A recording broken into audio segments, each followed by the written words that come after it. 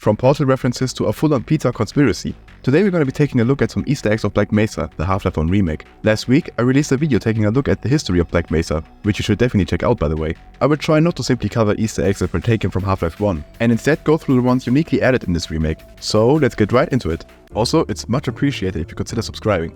95% of you haven't yet. For the first Easter egg we have an absolute classic one and most of you probably don't know the conclusion of yet.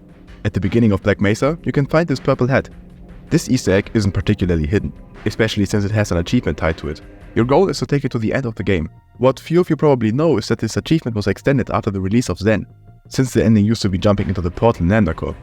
It used to not do anything but give you the achievement. This has since been changed. You now have to take it to the very ending of the game, meaning the portal to the Nihiland. After beating it, you will be greeted by this changed G-Man cutscene.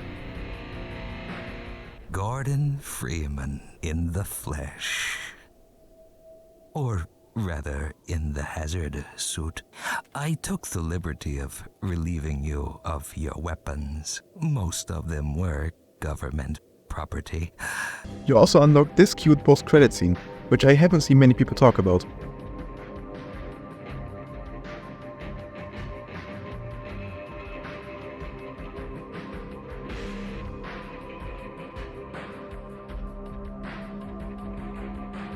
The second Easter egg is found in questionable ethics, specifically in the room across from the one where you find the Tau cannon. In this room you will find a can of worm juice. If you shoot at it, worm plushies will come flying out. These also bleed, but trying to figure out a theory for why they bleed will open a whole nother can of worms. Get it? Also, I'm so sorry Mr. Worm for shooting at you. Have these medkits please. The third Easter egg is one I'm not fully able to cover in this video, since it will probably take close to an hour at least. It's a full-on conspiracy about pizza. It's an ARG that has been going on for a while. It involves a ton of lore and a lot of the pizza is a lie graffitis hidden out of bounds. But I'll show you the very basic Easter egg side of it now. You can find this pizza box here in questionable ethics. If you manage to take it with you to the end of the game, the ending cutscene will be changed once again to have pizza raining from the sky. It's also to note that you can combine the effect of the purple hat and pizza box. I took the liberty of relieving you of your weapons. Most of them were government property. Fourth Easter egg is a small reference to Portal.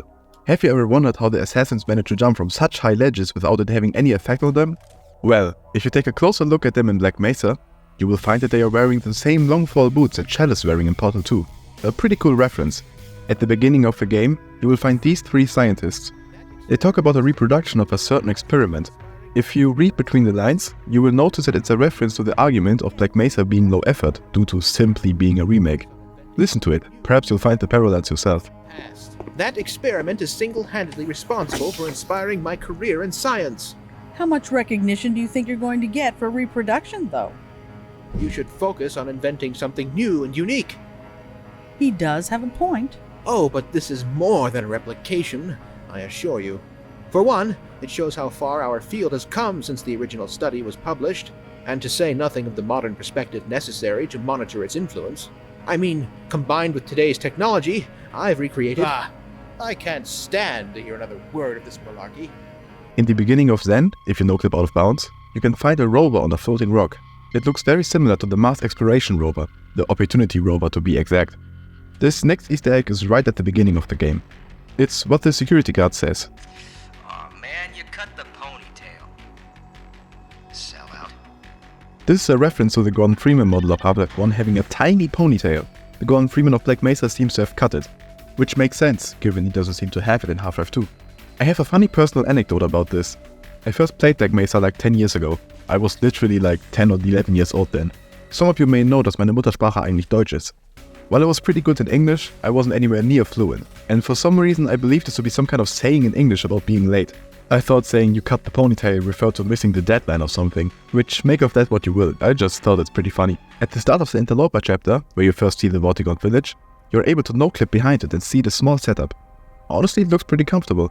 It features a TV, a place to sit, something to read, a trash can with a Dr. J. Welsh sign in it, a notice saying that we did indeed notice this notice, which can actually be found alongside a lot of Easter eggs, and some cool artwork showing people in HEV suits mining Zen crystals. We all know the classic quotes of the Half-Life 1 scientists. Why do we all have to wear these ridiculous ties? These were mostly removed to Black Mesa for some more detailed conversations. However, we are able to find a lot of the classic quotes on this monitor at the beginning of the game in form of a chat we can read. Interacting with this computer will have its owner be pretty mad at us. Get away from there, Freeman. I'm expecting an important message. In questionable ethics, there's a reference to a pretty old game. A reference to Commander Keen Force Secret of the Oracle to be exact, which released in 1991. In that game you will see this fish, called the Dopefish. Ever since, it has been added to a ton of games as a reference. Here it can be seen hidden in the labs of Black Mesa. To bid homage to the Dopefish, I've also hidden it somewhere in this video. Good luck finding it. I think most of you are aware of the lockers in Half-Life 1 being a reference to the developers of the game, which I also talked about in my other Easter egg videos, which you should definitely check out by the way. What some of you probably don't know is that in Black Mesa, these were changed to reference the developers of Black Mesa instead. This does unfortunately mean that Kumar is gone. Rest in peace. Also, there is another instance of lockers with developer names later in questionable ethics. These lockers did not exist in Half-Life 1. In case you needed any more reason to think Houndeyes are cute, in Office Complex you can find one of them watching TV. We cannot be friends if you shot this Houndeye. You will probably know of the casserole you were able to blow up in Half-Life 1 by fiddling with a microwave. You can also do this in Black Mesa. Once you do that here, the security guard next to you will note, You best make like an atom and split. Cause that was you-know-who's lunch. which is obviously referring to Dr. Magnuson. We don't get to see him in person here though. However, furthermore, by looking at the options on the microwave you will find a button that specifically sets up the microwave for head crab. Head crabs must taste real good for the amount of times we've seen them being eaten. Akin to the hideout in Interloper, there's another one hidden in surface tension. At the beginning of the cliffs you can find this small cave. As of right now, it doesn't do anything but give you some supplies. Running along the cliffs you will find this small area, which you can't actually enter. You can however press this button next to the door. A small light next to arrow will light up. You then have to backtrack to the small cave we were in earlier, to which you will get teleported to this location. This place is pretty comfy, I must say. I like it. Sadly, no cameras are allowed in this building, which I of course gotta respect. Nah, just kidding. In this building you will find what seems to be the hideout of a madman. If I had to guess, it is the hideout of this guy right here who has this creepy image of himself hanging here. Dr. C. Horn. Otherwise you can find images of a penguin and the purple hat here. And some incredibly small forks outside on the table. Also the writing below the hat that says Quaff is actually referring to its name. The entity name of the hat is actually Quaff. The final Easter egg is one seen once you pick up the hive hand. This Easter egg requires a bit of setup. Once you go down this elevator you have to actively go out of your way to not pick up the hive hand for now. Then you need to save the security guard.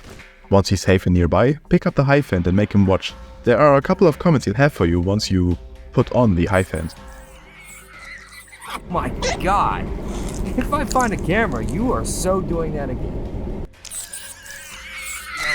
Somehow that just made my day a whole lot better. There's always the quiet ones. When you guys say anything for science, boy, do you mean it. You want a cigarette? Not you, the hand. I can't tell if you're a genius for figuring out how that thing works or just freaking perverted for thinking that's the way to do it. So these were the 15 Easter eggs. Depending on how much you guys like this, I could bring you a part 2. As I said earlier, be sure to check out my Black Mesa video from last week. So yeah, otherwise, thank you for watching.